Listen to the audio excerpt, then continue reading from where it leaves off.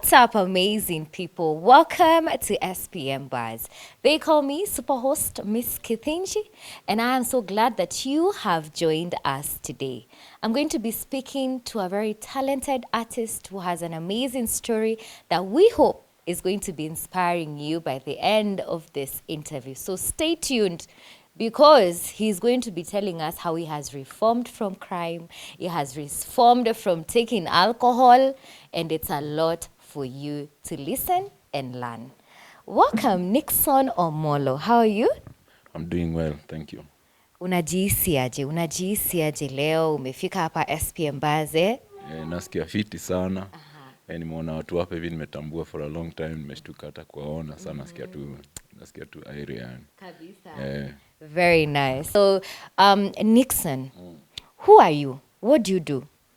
I'm a musician and I play music. I'm based in the US right now. And I play reggae music. And yes, that's who I am. That's who you are. Yes. When did you start singing? Is it something how long have you been in the US?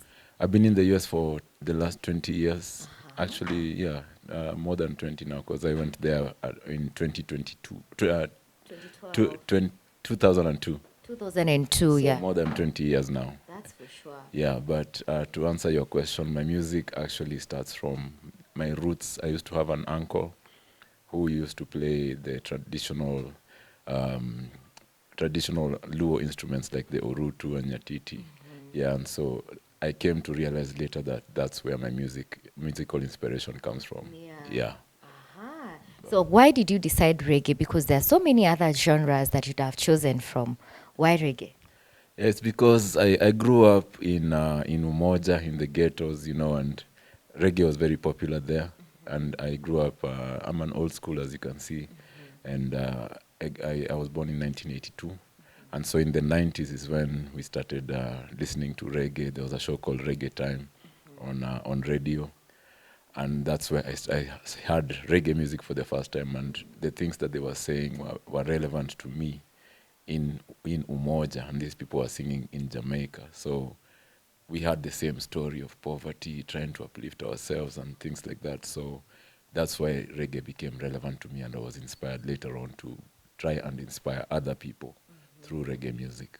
Yeah. Yes. All right. So I'm interested also to know, at what point did you start, when did you put your dreadlocks? Have you always had them? When was that? It was in 2014. Yeah, so 10 years now. Yeah. Yeah, and I was already in the US, and that also has a story behind it. Oh, yeah? Yes. What's the story? And also, has it ever, gotten you into trouble or just people having a misconception about you? Because we know how people would view people back in the days, not now. Yeah. Back in the days, people would take, dreadlocks, you're like a rebel, and then they associated it to, just something bad. Have you ever had a situation like that? Yes, I've had many situations like that. Here I've been stopped by the police, even though it's this day and age. Yeah, and they just come to realize that I'm a harmless person. And there in the US, I've had job opportunities slip between my fingers, but I wasn't willing to give up my identity. Yeah, so, but the story behind when I started You put your putting on my dreadlocks is I went through a phase of alcoholism, which started here in Kenya. Yeah, just because Kenya, it's like in our culture. We just grow up.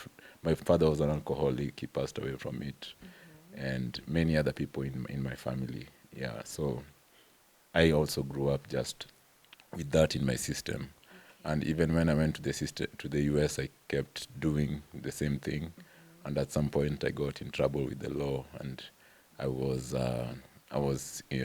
arrested. Were you driving? I was driving, yes, and it's a big deal there. Yeah, it's a very big deal there. So, and my alcohol levels were what is called super intoxicated. Yeah, and so it was a big deal, and I ended up in jail for the night, and on probation for a whole year, and I had to have a bracelet on my ankle every time I traveled, so they were tracking me. Oh, really? Yeah, it was a big deal. So it means probation, you could not leave the country. Yeah, I could not leave I could not leave the country, and even leaving that town, they had to put the bracelet, tracking bracelet Oh, on me. that's what happens. Yeah, and also that bracelet not only tracks where you're going, but also it has something that can detect alcohol also In your system. in your system. Yeah, something that goes into your skin just a little bit. So if you drink, they will know. And if I drank or had any, if they did, I used to go for alcohol testing, breathalyzer testing every single day. Every single Yeah, to the day. police station, you have to go every single day. Kwani ni rehab? It was a big deal, and actually that's what I needed, because That's for sure. I really had the desire to stop drinking, but I couldn't. So being in a situation where I was forced, That was very that's what helped me. And actually, I started growing my dreadlocks as a symbol that an agreement with my creator that I'm changed from now on. I'll never drink alcohol, and just not drinking alcohol made me change my ways in many different ways. So yeah, Okay. it was a big transition. That's for sure. Yeah. Now, let's talk about you being in Kenya Yeah. now before you left for the US. Yeah. How was that life like for you growing up, being a young man? Yeah. You mentioned earlier on that you were into crime. How did you get into that crime? And how was that experience for you looking back? It was just influence of growing up in Umoja, and it was a high crime area, and you see people doing these things. It's all over, and at the same time you see the repercussions, because we grew up seeing people being lynched, being burned. Like you going to school, you see somebody tire on their neck, and their yeah, and it was very common. So not only did you see the crime happening, you also saw the repercussions. So the repercussions made me kind of afraid. So I never really wanted to get deep into it.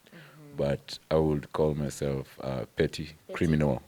Criminal. Like if I saw something and I knew that Rada ni safi, then I will just, I will take it. Yeah. And where I did most of my stealing and selling was actually in high school. Yeah, I went to Dagoretti High School. Yeah, and that in itself was a crime school. Oh, yeah? Yeah, I learned a lot from Oh, my there. goodness. Yeah, I went to study, but I also learned other things. Yeah. And so stealing people's dictionaries and just rich kids, shoes, socks. anything. And the bad thing was that in Umoja, I used to have the building I lived in. There was a caretaker who had brothers in the countryside. I think he was from Nyeri, and so he said that he told me his brothers and sisters, they were poor there. So if I can bring him shoes from school and things like that, then he will pay me. So Still and pack. I will still unpack and come sell to this guy. And so I had ready market like that. So eventually I got in trouble. Not only once, but I got in trouble many times. I used to be suspended. And one time, actually, a group of boys, they ambushed me. So it was like mob justice, you know.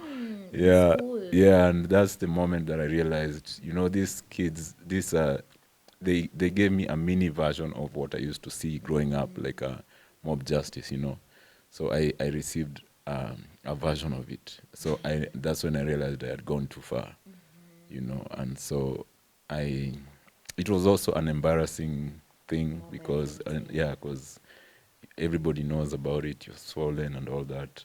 So I left everything and I went away. So you left school? I left school. I had the intention of dropping out, but I was a smart kid and my mom would not let me drop out. So she took me to the countryside. My mom is from the Luya community, and she's from a place called Chavakali. So I went to a school called Chavakali High School, for my last 2 years. So Yeah. you left Dagoretti in Form 2. Yeah.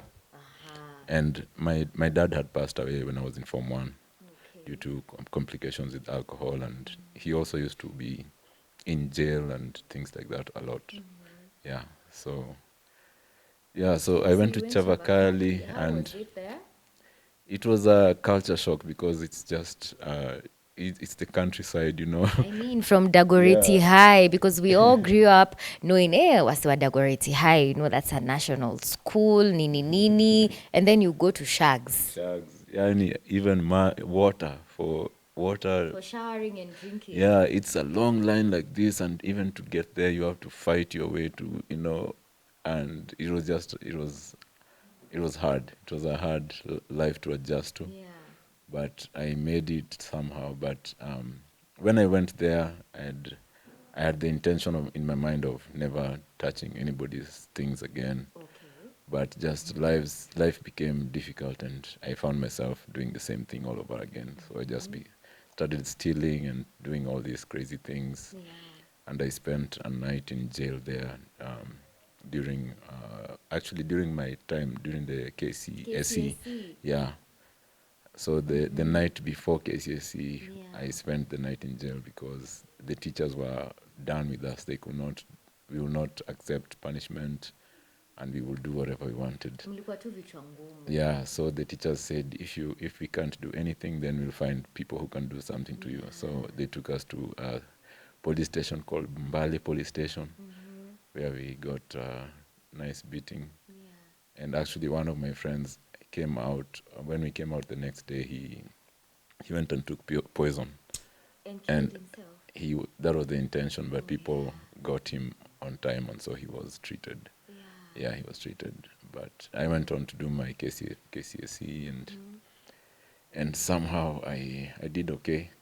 And a good thing is that I had a brother in the US at the time, who my mom was warning that this brother of yours will die here in Nairobi. He used to warn him all the time. Yeah. So he was always sending me stuff, applications and things like that to help me move there, go to school there, but I wasn't interested for a long time because I just loved the ghetto life and doing all these things, drinking, and I thought that if I go there, then I'll have to give up all this. Yeah, but after high school, I kept doing the same things, and it even got worse because you have all this free time.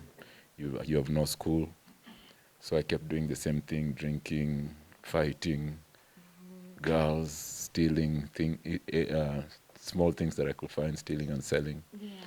And then it was just unrelated. You know, when you're doing some things, you can pay the price in a different way. That's for sure. So I wasn't caught stealing or doing anything like that, but I was just in the Kariobangi area with my friends, and we were going to the club, and we were drunk, and then we were just rounded up, and we were taken to a station called Ruaraka Police Station, Babadogo area. So it was in the ghetto, and that time it was Mungiki time, so we found ourselves there with Mungiki people, with sniffing tobacco, and it was hell. It was 1 week of hell. 1 week in the cell. Yeah, 1 week of hell, and nothing had really. Even the beating that I got in Dagoretti High School with the mob didn't inspire me to make a change as much as this situation in jail in Babadogo in Ruaraka Police Station. So that right when I came out, I actually found out that a bunch of friends of mine who I used to drink with all the time, they had passed away from these kumi kumi drinks. Yes. Those are what we used to drink because we had no money. So the cheap drinks, and when I was locked up, they went drinking, and so my people didn't know where I was, and so they even went to mortuaries because they thought They didn't even know you guys were rounded up and taken no, to they jail. did not. They did not. So they thought I was among the people who had died. So they were going to mortuaries and things like that to look for me, but they didn't find me. So fortunately, the one guy who I was locked up with, he was able to get out, and then he went home and reported.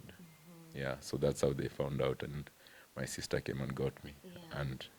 and I love my sister for that because it was like seeing an angel, like when you're in hell, In you know. hell, Yeah, really. yeah. So that's after that I made up my mind I wanted to make a big change in my life, and that's when I started looking at those applications that my brother used to send me very seriously, because I used to get them in mail and just put them away. But then I started opening them, completing the applications, and sending them.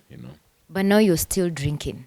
At that time, no. At Okay. that time, no. And I had decided to not drink, and I thought it was for life at that time because of what I had experienced. Yeah.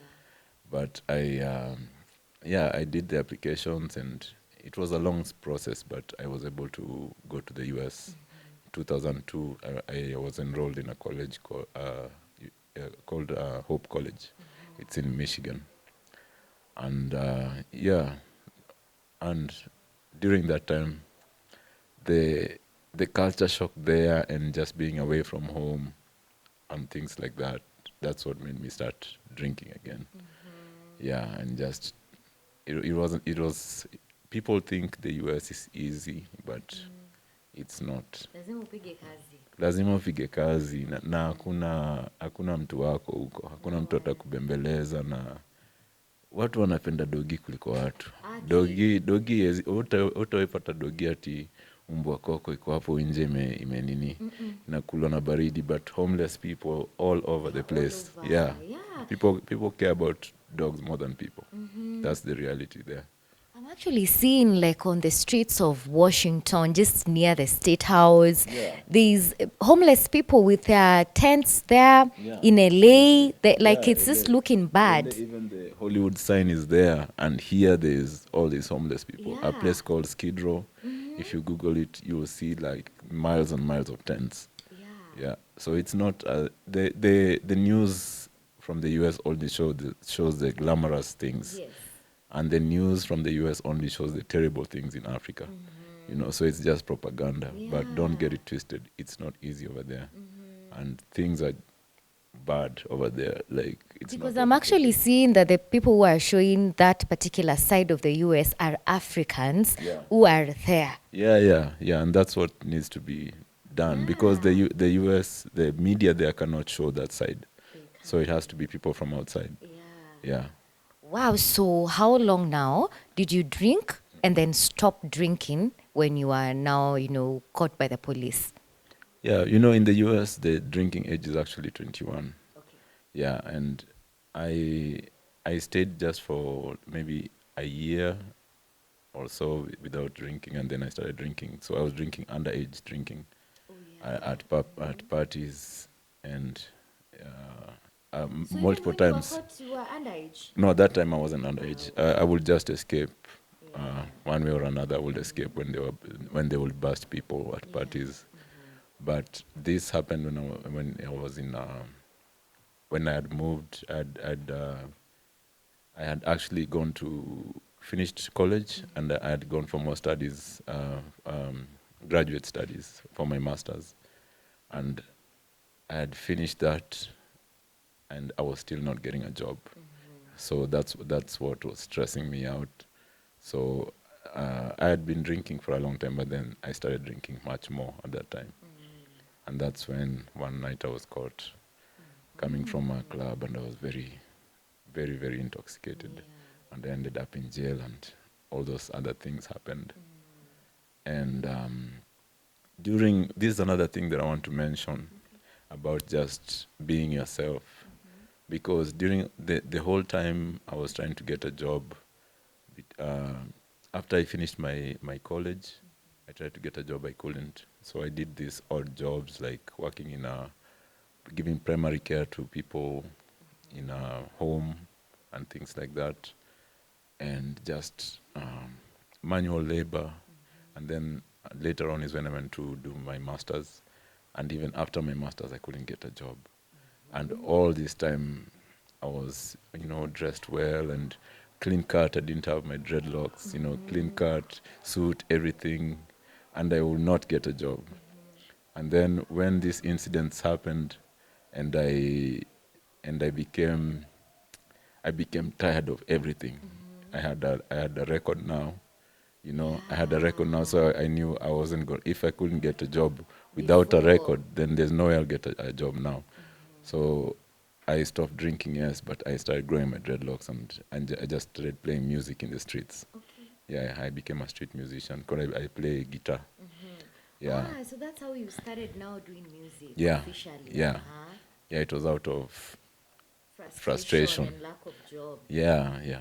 And so I started playing music on the streets, and yeah, and I started making money out of that, and getting some recognition and things like that. So it was very inspiring. But during that time when I was very rough and I was pretty much a street person, that's when I got a call for a job. Like somebody saw my resume online and just contacted me, and I went just very pessimistic and saying I'll just go the For way the I sake am. of Yeah, it. yeah, like I'll just go, but I Yeah. know I won't get it, you know, anyway. So it was a recruiter, and somehow I got the job just like that. Yeah. Yeah, so I'm saying this story to tell people that be yourself. Be you. Be you. Like when I was completely me, that's Yeah. when not only just the job, but I realized that that's what life was trying to get me to that place, you know. Because not only the job, but just other things started falling into place when I was completely myself. Yeah. And I mean, that's the thing. When you remain authentic and then you do what's in your heart, probably not trying to copy what everyone else is doing, you thrive. Yeah, exactly. That's for sure. Now, how many years sober now? 10 years. 10 years. Yeah, yeah. Going on 11 now. In those 10 years, is there any point that you felt probably you might relapse? No, Uh-huh. no, that thing got out of my system completely. Yeah. Like, Even if you yeah, hang out with people who are drinking. yeah. I try not to, but if I have to, I don't even. It's one of those things where you even feel you don't feel like it anymore. It Yeah. got out of my system completely. Yeah. Yeah, What's the biggest culture shock that you found in the US that really bothered you?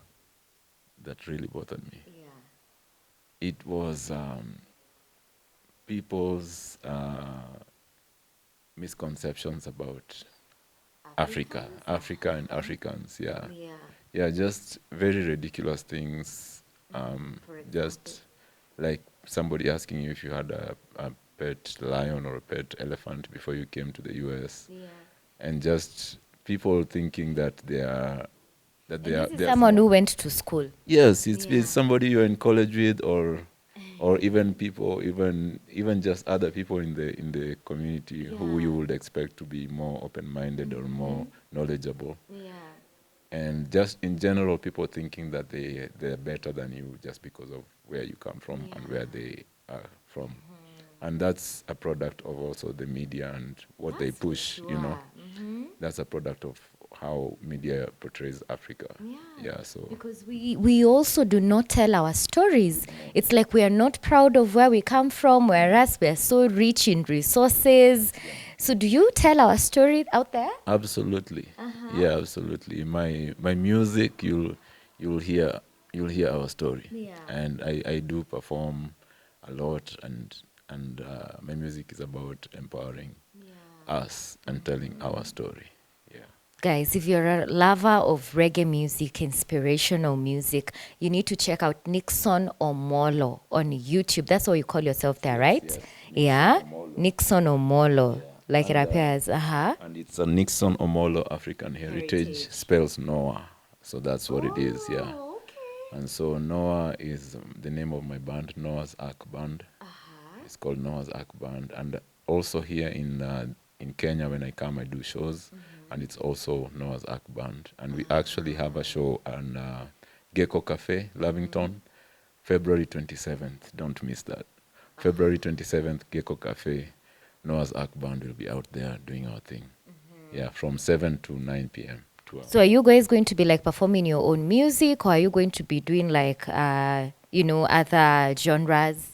Yeah, I will be performing a mix because of that venue. Okay.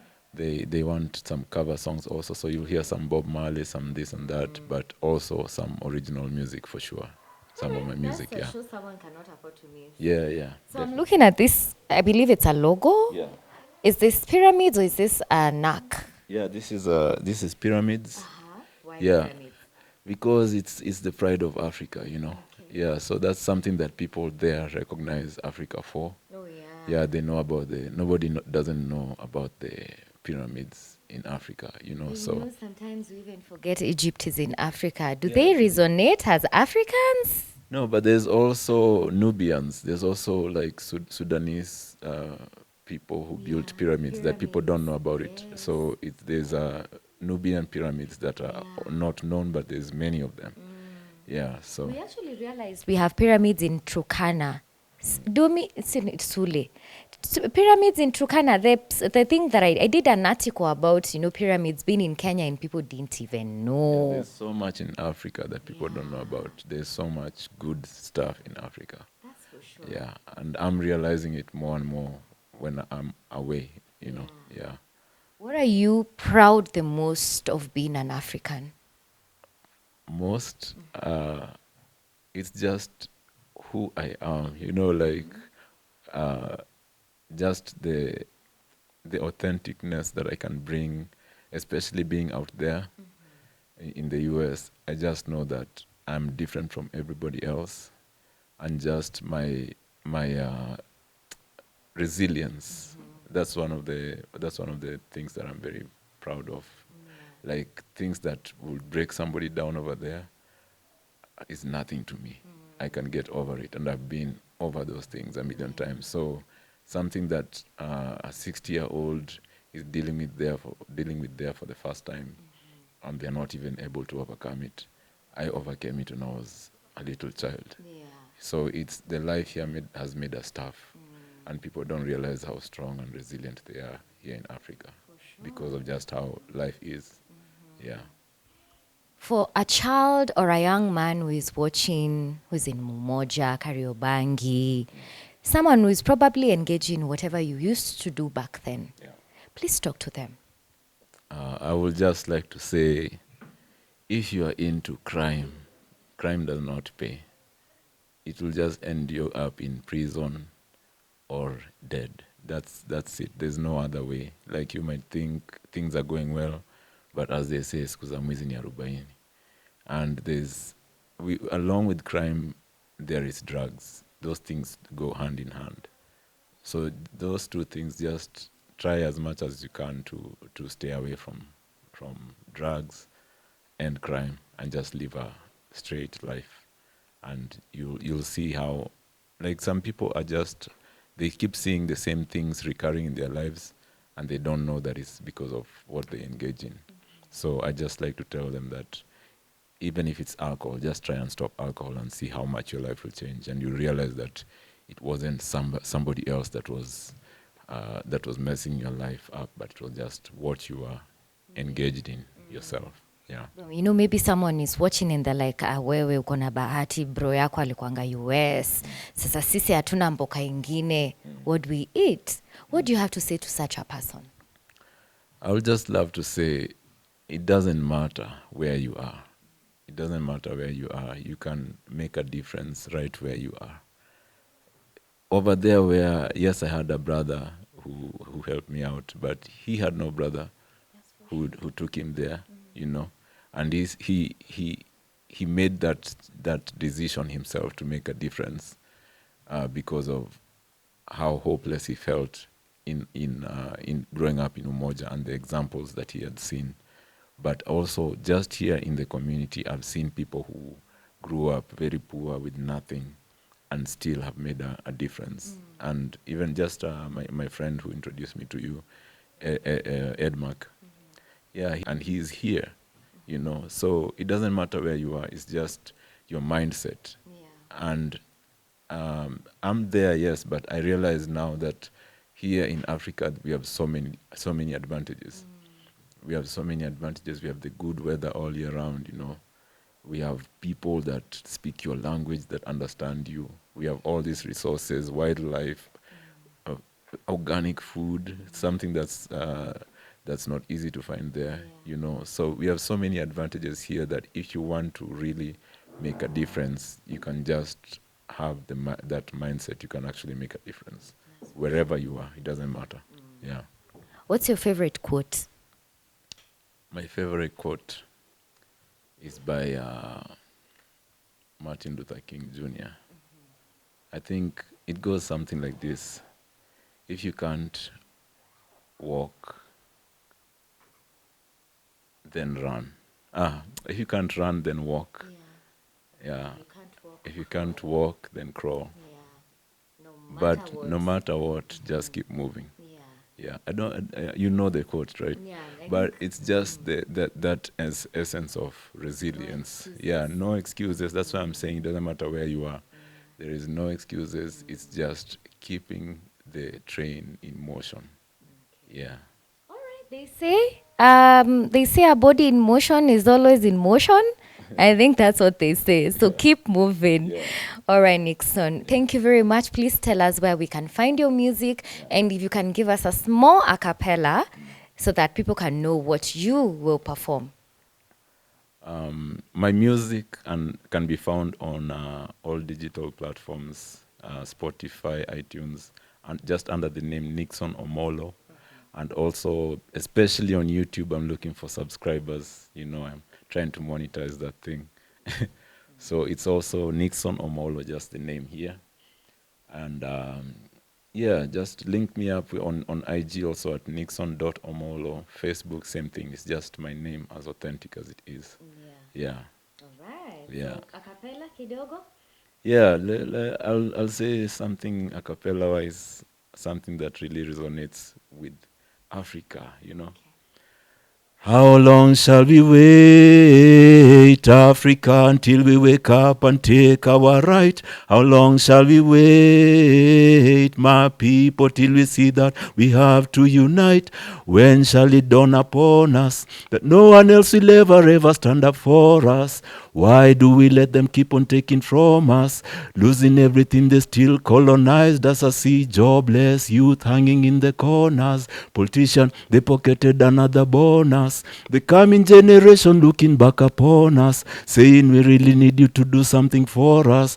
Listen to the lyrics in this man's chorus. How long shall we wait, Africa, till we wake up and take our right? How long shall we wait, Africa, till we see that we have to unite? That's for sure. How long, Africa, shall we wait as they keep taking from us? Now, we need to wake up and do the necessary. Thank you, Nixon, for talking to us and sharing your inspiring story. We wish you all the very best. Thank you very much. Pleasure. All right, guys, that was talented musician Omollo Nixon right here on Beats on Buzz. Thank you so much for watching. My good name is Miss Kithinji. Until next time, keep it SPM Buzz. SPM Buzz.